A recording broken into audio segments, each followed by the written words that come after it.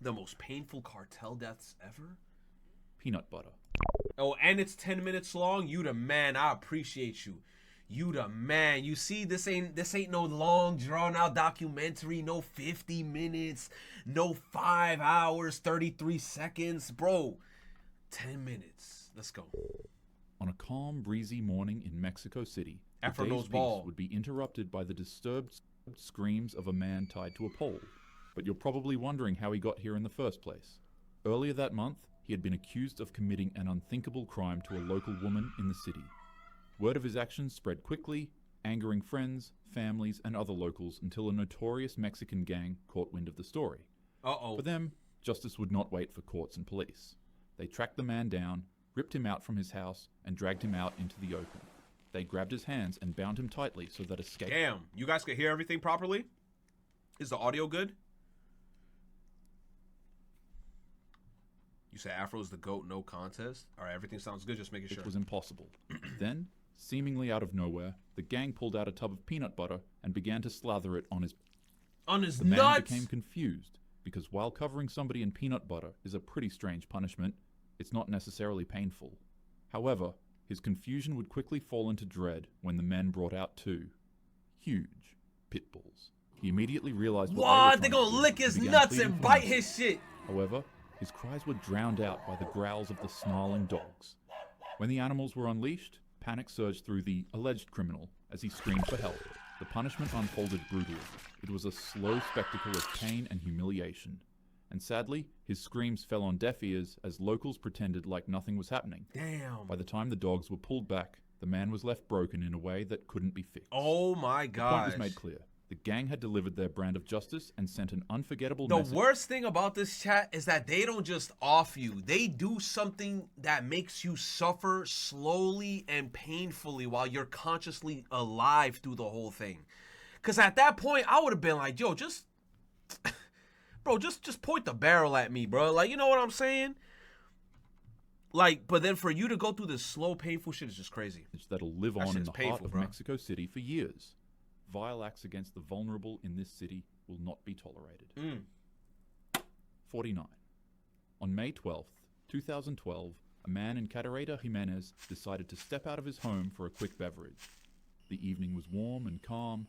It was the kind of night where nothing out of the ordinary was really expected. Okay. As the man walked along the highway, the dim lights cast long shadows across the road. Out of nowhere, the man would stumble across what sort of looked like a strange log just lying to the left of the pavement. What? He barely paid it any mind, stepping past it. Moments later, he saw another one, then another, with each log carrying a foul, nauseating stench that clung to the air. The smell was strong enough to stop the man from walking any further. Confused, he decided to inspect the objects. Oh no. He crouched closer, squinting at the twisted shapes in the dark. What at first looked like a bunch of discarded stick bundles on the highway slowly revealed themselves as something far more horrifying than expected. The man recoiled in terror. They weren't logs. They were human bodies. 49 bodies. 49 scattered bodies across the road. just scattered? They were men and women, stripped of their dignity. Each of them were missing their heads, hands, and feet. What? It was so precise and brutal that it was nearly impossible to tell who they once were. Some of the people were stuffed into plastic bags, and others dumped carelessly onto the roadside. Oh my god. The man's breath quickened as his mind struggled to process the scale of what he was seeing. A sense of dread swept over him as he realized he had stumbled upon a... In that moment, the silence of the night felt oppressive. The road transformed into a grotesque stage of terror. Later, authorities would confirm what many feared. This was the work of Los Zetas, one of Mexico's most violent cartels. The bodies were left as a chilling message in an ongoing war for control of smuggling routes into the United States. By dawn, the site was swarmed with police and soldiers with their flashlights cutting through the dark as they documented the carnage. Officials were able to arrest the perpetrator of the tragedy, Daniel Jesus Elizondo Ramirez, more formally known as El Loco. This is just one of many atrocities that happen in Mexico because of wars like these. And if there's one thing that's true about these conflicts, it's that the innocents will always be the ones who have to pay. May their souls rest in peace. Yeah, that's terrible, bro. The Ghost Rider incident. Ghost The Rider CJMG is one of the most powerful and dangerous cartels in Mexican history. The United Cartels is a coalition that was formed in opposition to their control. And on a sweltering afternoon deep in cartel territory, a notorious man known as the Ghost Rider in allegiance with the United Cartels would find himself in the grip of one of Mexico's most feared criminal organizations. You see, Ghost Rider got his peculiar name from his horrific reputation.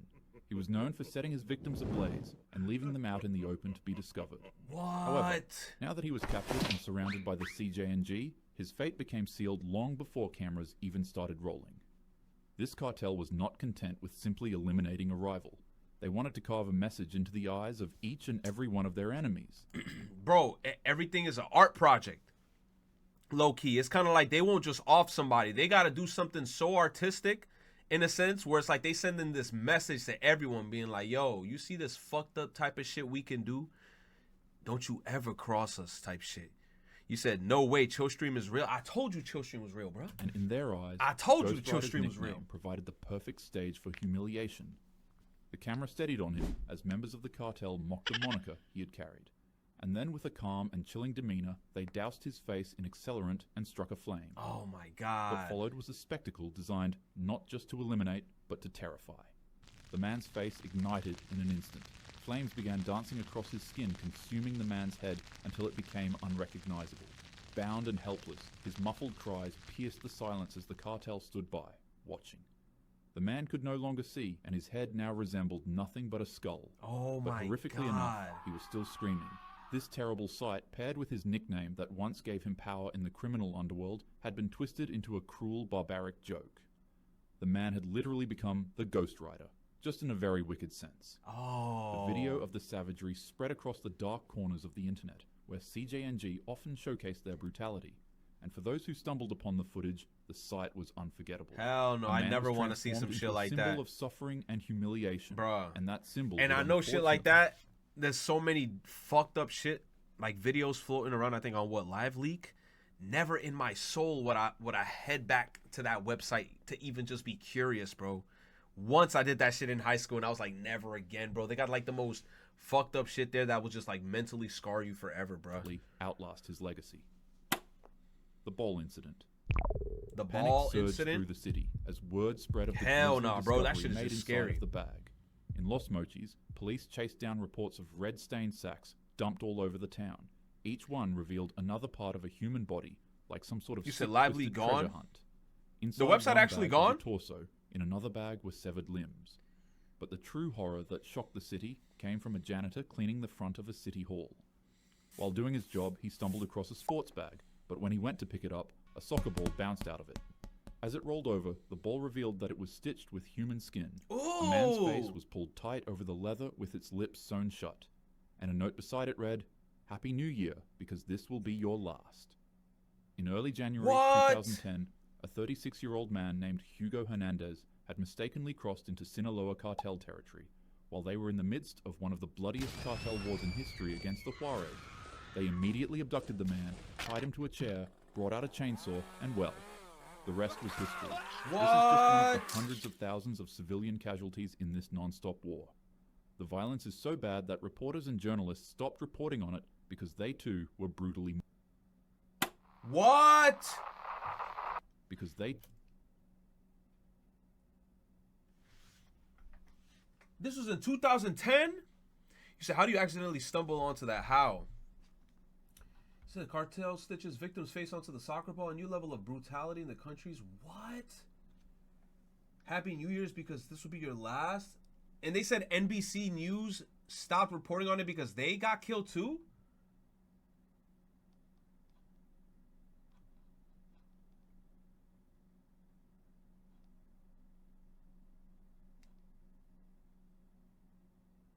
That's too were crazy. brutally Someone who stumbled on it one way or another. The cameras begin rolling, and then the footage. Oh, this begun. one is a viewer The beware. scene is set on The whole time this bro had this meter here, and I'm like, damn, I wonder if this meter gonna go crazy. He got a viewers beware setting on that shit, bro. Yo, anybody in the chat, viewers beware. a man bound with his hands and legs tied by extension cords. As the camera focuses more, it becomes clear that the man is most certainly not alive. Oh my god. His face is missing, and so are his hands and eyes. However, in sheer impossibility, the man begins moving violently. The camera slightly pans over to the side, and there it becomes apparent that these cartel members hooked the man up to a substance to pump his adrenaline and keep him wide awake and aware. Because of this, it is impossible for the man to pass out. And that's when it starts. The cartel members pull out a knife and stick a metal pole in the man's mouth in an effort to silence him. What happens next is simply just too horrific to mention on YouTube, so out of respect for this man's life and to protect your mental security, I'll skip over it. All you need to know is that they began playing a game with the man's throat while pumping him with substances to keep him alive. The best thing I can compare this to is if you were to undergo surgery and one of the operating doctors forgot to give you anesthesia, which, by the way, is just a medical treatment that typically makes you unconscious and unaware during painful surgeries. Normally in a case like this, you'd shoot up in extreme pain, but since you're restrained, the agony would just cause you to pass out on the operating table. Now imagine if the doctors were also injecting you with some type of liquid that prevented you from passing out. that prevented you from making you pass out. So you're just feeling to your body everything the in whole complete time. pain. That's pretty much what happened, and after the men were done, the video would finally end.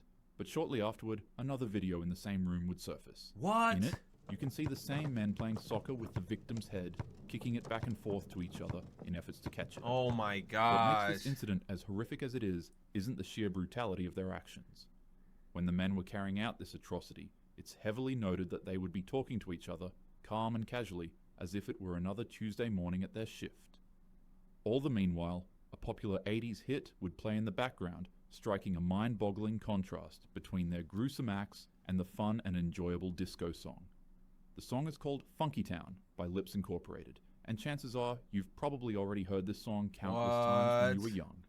When I was a child, this was a song they played for me at Chuck E. Cheese and at school festivals. That's insane, bro. And now, my memories of this fun and stupid disco song are tainted by the actions of the wicked. The warmth, security, and luxuries we have today were not built on the morals of the evil. You say, how do you sleep at night after doing it? I don't know, man. Instead of evil. People They're that built by those who I feel like, no sacrifice cap, people that are already murderers and shit like that, and if they do it frequently, it's just like a flip of a switch just went off in their head, and I don't know, bro. They'll probably sleep at night like babies and shit, and they'll do that shit all over again. They just evil motherfuckers. themselves to protect their country. Man, that They're shit's built spooky. by good men and women who figured out that love is stronger than wickedness. Be a good person to the world. Oh my your God, is that neighbors, Lenny and face? Most importantly, to yourself. And as usual, don't search any of these videos up. Oh, hell Be no. safe You and don't have a gotta happy tell day, me. lads. You don't gotta tell me. You don't have to. That's a cute dog. You don't have to tell me. I was not going to search that shit up at all. Hell no. Like I said, bro. You say those kinds of people are not mentally there? I don't know, man. I don't know.